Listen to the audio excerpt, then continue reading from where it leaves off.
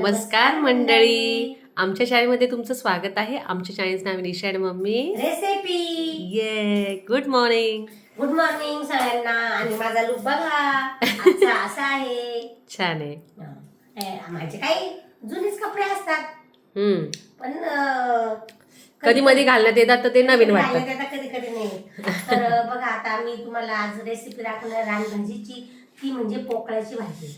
आणि ती तांदूळक्याप्रमाणेच राहते पण पोकळ्याची भाजी राहते, लवकर शिजती आणि शरीराला चांगली असते खाण्यासाठी. आणि पावसाळ्यातच ती येते. आणि या ज्या ज्या रानभाज्या येतात ना त्या रानभाज्या मी तुम्हाला दाखवणार आहे. तर म्हटलं आता सकाळचा टाइम म्हटलं मस्तपैकी बाजरीची भाकर बनवली तर आपण पोकळची भाजी आपण यांना दाखवू. तर चला मग त्याच्यासाठी लागणारं साहित्य मी दाखवते तुम्हाला काय काय लागतं. आणि ते सगळं साहित्य आपल्या घरात अवेलेबल असतं. आणि एकदम साधी सोपी आहे आणि छोटीशी आहे. तुम्हाला छान लागते पण ती का छोटीशीच का दाखवली तर ती छोटीशीच आहे म्हणून मी छोटीशी दाखवते. तर चला तुम्हाला लागणारं साहित्य मी तुम्हाला दाखवते. तर बघा मी माझ्या नणंदबाईकडे गेली होती तर आम्ही जेव्हा बाजार दाखवला होता पूर्ण भाज्या वगैरे तर तिथं तुम्हाला मी ही दाखवली, ही भाजी दाखवली होती पोकळ्याची भाजी दाखवली. तर ताईंनी केली पण होती तर त्यांनी त्यांच्या पद्धतीने दाखवली होती. मम्मी पण आज त्यांच्या मम्मीच्या पद्धतीने दाखवणार आहे. खायला खूप टेस्टी लागते, ती तांदूळक्यासारखी दिसते तरी आहे. मोठे मोठे पानं असतात तिचे बघा. मी खुडून ठेवलेले आणलेले बाजारात ना तर लगेच खुडून ठेवली. म्हटलं चला आपण खुडून ठेवू.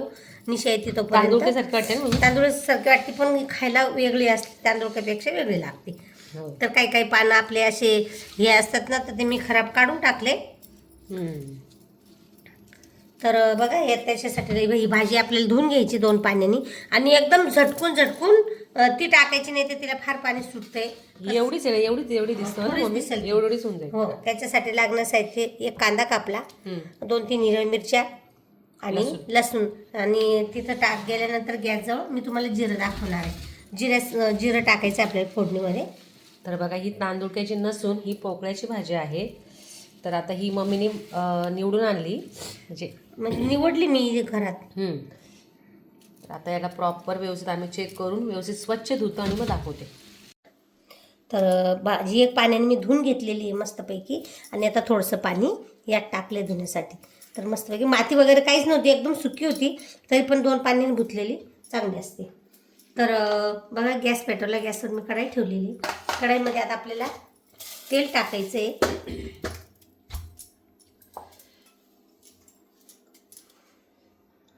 आणि एकदम थोडी होईल ही भाजी.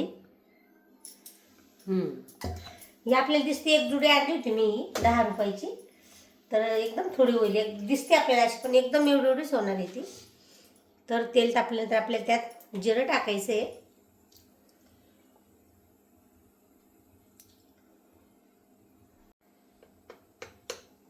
तर तेल तापले आता आपलं जिरं टाकतोय आपण. पातळ कढई जिरं टाकल्यानंतर आपल्याला मिरच्या टाकायच्या, कारण थोड्याशा मिरच्या झाल्यानंतर मग कांदा टाकू. कारण ना कांदा जर आधी टाकला तर मिरच्या कच्च्या तशाच राहून जातात.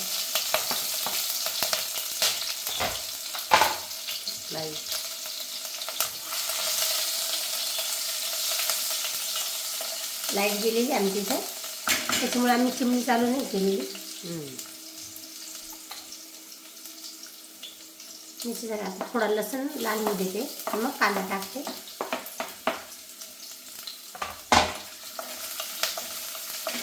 खायला एकदम छान लागते, एकदम सुकी बनवायची. कोणी शेंगदाण्याचं कूट पण टाकतात पण मीठ मिरचीची खूप छान लागते. जास्त शेंगदाणे हे टाका ते टाका कसं मस्त केलं तर एकदम छान लागते.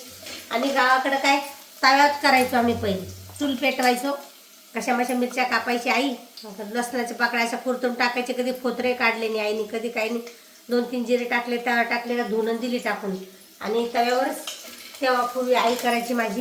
आणि माझी सासूबाई सुद्धा तव्यावरच ह्या भाज्या करत राहायची. तर आता आपण कांदा टाकतोय त्यात.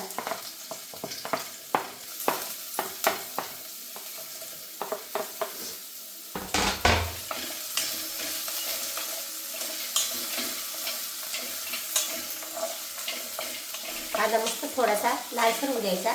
नंतर आपल्याला ही भाजी एकदम पिळून टाकायची, म्हणजे हाताने पिळायची नुसती झटकायची आहे, तिला पाणी सुटतं.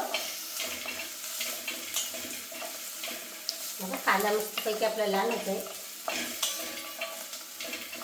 जास्त कचरा ठेवला तर मग तो दादा खाली कचकच लागते, त्यामुळे थोडा लालसर होऊ द्यायचा आपल्याला.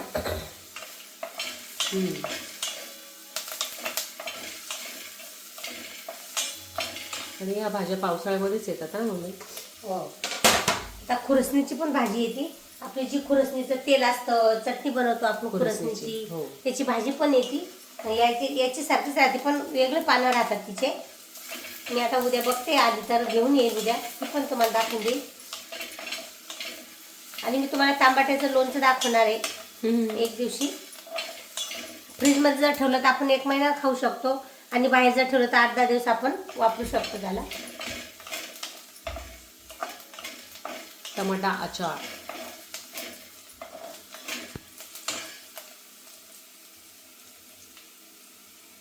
स्टार्ट. तर बघा की आता भाजी कांदा मस्तपैकी लालसर झालेला आहे आपला. आता आपल्याला ही भाजी त्यात टाकायची, अशी नितरून घ्यायची. कारण यात पाणी राहतं आणि भाजीला पाणी सुटतं खूप.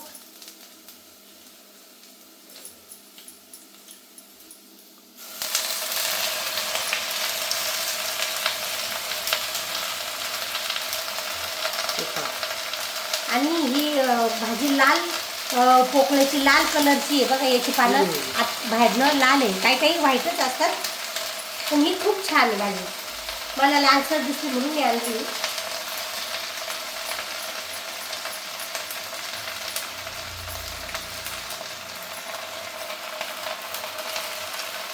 तर आपल्याला चवीनुसार मीठ थोडंसं नंतर टाकायचं, कारण ही थोडीशी दाबून घ्यायची भाजीला. कारण मग त्यातनं पाण्याला मिठाचं थोडं लवकर पाणी होतं.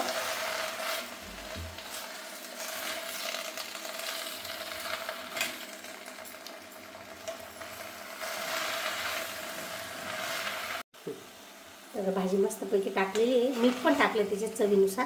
आता ती आपल्याला हलवायची चांगली व्यवस्थित हलवून, आणि मग ती आपल्याला एकत्र गोळा केल्यानंतर आपल्याला तिचं हे समजेल का किती होईल ती.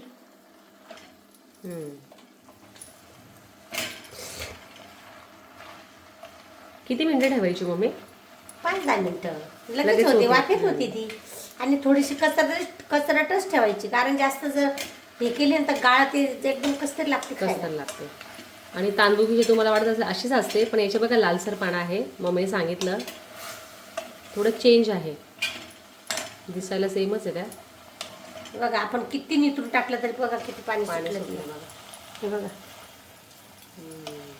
तर हे पाण्यासाठी जोरातच गॅस ठेवायचा, कारण हे पाणी लवकर सुकून जाईल आणि भाजी थोडी कचरट राहिली तरी चालेल, खायला खूप चविष्ट लागते ती.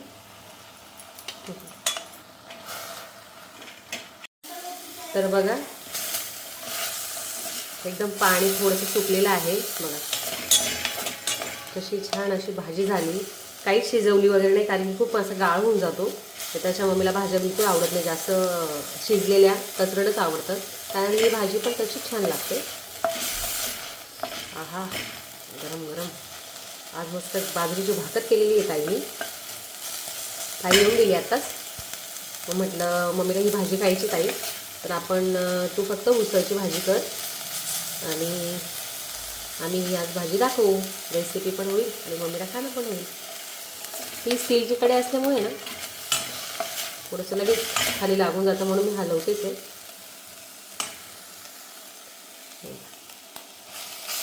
अतिशय सुंदर दिसतं. इकडे आहे उसळची भाजी केली आहे. तर झाली आहे पोकळ्याची भाजी तयार आणि आमच्या तोंडाला सुटलंय पाणी. तर बघू किती छान झाली बघा.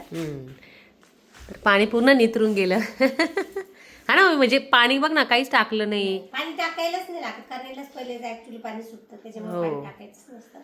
आणि खायला खूप छान अप्रतिम. बाजरीची भाकर घ्या, ज्वारीची घ्या, नागलीची घ्या, घेतली म्हणजे बाजरीची भाकर केलेली आहे. आता मम्मी मस्त ताव मारणार आहे, जेवणारच आहे थोड्या वेळाने. तर आज छान अशी रानभाजी केलेली मम्मीने, कारण की ह्या गोष्टी ना मम्मी खूप आणत असते. मम्मीला मार्केटमध्ये दिसत असतात. जाईचा मोर असो, चिवायचा बेसन असो, मोहरीची, परत खुरसणीची, करडईची, अशा खूप रानभाज्या येत असतात मार्केटला. त्या मम्मी लगेच आवर्जून आणते आणि आम्हाला पण खाऊ घालते, स्वतःही खाते आणि चांगले असतात. 1 वर्षानंतर ह्या भाज्या पावसात खूप येतात. एक भाजी असती, ती भाजी म्हणजे एक पाऊस पडला का येते, त्याला तरुट्याची भाजी म्हणतात. त्याला ज्यावेळेस 2 पानं येतात ना, खाली आणि वरती एक पान येतं, तेव्हाच ती भाजी बनवते. इतकी सुंदर लागते. पण यावेळेस ना आमच्या इथं काही नाही, गावाकडं असं थोडंसं खळ जरी असलं तरी पाऊस पडला की तरोट्याच्या भाज्या येतात, त्याच्यामुळं तिथं करता येतं. इथं काही दिसत नाही. जर एखाद्या वेळेस दिसली तर मी कधी दिसली तरी तुम्हाला आवर्जून दाखवून देईल तरोट्याची भाजी कशी असते. ते गवत असतं पण इतकी छान लागते. त्याच्या बिया पण दाखवल, त्याच्या शेंगा पण दाखवल मी. आणि ते मोठं झाड झालं का त्याच्या शेंगा वाळल्या जातात. वाळल्यानंतर त्याचे बी खाल्यानंतर पाऊस पडला का एक लगेच सगळीकडे तरोटा उगला जातो. त्याच्याकरता तरोट्याची 2 पानाची भाजी असताना जेव्हा झाड येतं 2 पानावर तेव्हाच त्याची भाजी बनावं लागते. नंतर ती कडू लागते, चांगली नाही लागत. तर त्याच्याकडे बघा, आज मी तुम्हाला पोकळ्याची भाजी दाखवलेली आहे. तर मी थोडा नाश्ता केलेला आहे. आज मॅगी बनवून दिली होती ताईनी, तर ती खाल्लेली आहे. तर मी थोड्या टायमाने जेवणाबरोबर बाजरीची भाकर बनवली. बाजरीच्या भाकरीबरोबर मी ही भाजी खाणार आहे मध्ये. तर ह्या रानभाज्या एक वेळेस तरी खायच्या, शरीरासाठी चांगल्या असतात. आणि बघा आता हे तुकाराम मुंडेंनी खूप छान काम केलेलं आहे. सगळं भेसळयुक्त जे आहे ते सगळं बाहेर पडले आणि प्रत्येक वस्तू महाग झाली. साखर बघा 50 ते 47 रुपये होती, 80 रुपयावर गेली. तेल पण खूप महाग झालं. शेंगदाणे 200 रुपये झाले. प्रत्येक वस्तू महाग झाली. याच्या आधी भेसळ खूप होती, त्याच्यामुळे स्वस्त होतं आणि लोकांना खूप रोग होते. अनेक प्रकारचे रोग आपल्या शरीराला जडत आहे. का ते भेसळयुक्त होतं म्हणून रोग आपल्या शरीराला जळत होते. पण आता चांगलं खा आणि थोडं खा आणि स्वस्त राहा. त्याच्याकरता आपण चांगलंच, प्रत्येक गोष्ट महाग झाली त्याच्यामुळे थोडी आणली तरी चालेल. आम्ही पण जास्त काही आणत नाही, थोडंच आणतो आणि थोडंच खातो. त्याच्यामुळं लक्ष द्या जेवणाकडं, आपल्या आहाराकडे लक्ष द्या. ह्या रानभाज्या आहे, या ज्या गावठी भाज्या आहेत, ह्या नेहमी खा. आणि मी जशी सांगते रेसिपी तसं तुम्ही करत राहा. नाही आली तर मला कमेंटमध्ये सांगा की कशी करायची मावशी, कसं काय करायचं, तर मी तुम्हाला सांगत जाईल. तर अशा प्रकारे ही भाजी मी बनवलेली आहे. तर आता छान असं रेसिपी झाली. छोटी होती पण सुंदर, अतिशय सुंदर, टेस्टी आणि साधी आणि सोपी पद्धत असते मम्मीची. तर नक्की ट्राय करत राहा, खात राहा. मस्त छान छान तुम्ही रानभाज्या कुठे दिसल्या त्या घेऊन या. वाटलंच तुम्ही कमेंट जरी केलं ही कशी करायची काकू, तरी मम्मी सांगेलच तुम्हाला. तर आजची रेसिपी तुम्हाला कशी वाटली कमेंट सेक्शनमध्ये नक्की सांगा.